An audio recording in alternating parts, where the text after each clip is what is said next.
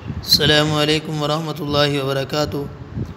پیارے بچوں، آج کا ہمارا سبق سورۃ البقرہ پارہ نمبر 2 شروع سے صفحہ نمبر 21 اور 22۔ بیٹا یہ ہم نے مکمل کرنا ہے، ان 2 پیجوں کی ہماری دہرائی ہے، ٹھیک ہے بیٹا؟ لیکن آپ نے ان کی دہرائی کرتے وقت چند چیزوں کا خیال کرنا ہے۔ جیسا کہ پہلے بیٹا میں نے آپ کو ہر سبق میں بتایا ہے، آپ نے پڑھتے ہوئے روانگی کے ساتھ پڑھنا ہے، اور درمیان آیت کے آپ نے سانس نہیں توڑنا، آیت مکمل کر کے آپ نے پڑھنا ہے۔ اور آپ نے یہ جو کلر کے ساتھ الفاظ لکھے ہوئے ہیں ان کا خیال کرنا ہے۔ جو ریڈ کلر میں لکھے ہوئے ہیں بیٹا وہاں پہ آپ نے غنہ کرنا ہے، جو گرین کلر میں لکھے ہوئے ہیں وہاں پہ آپ نے لفظوں کو موٹا کرنا ہے۔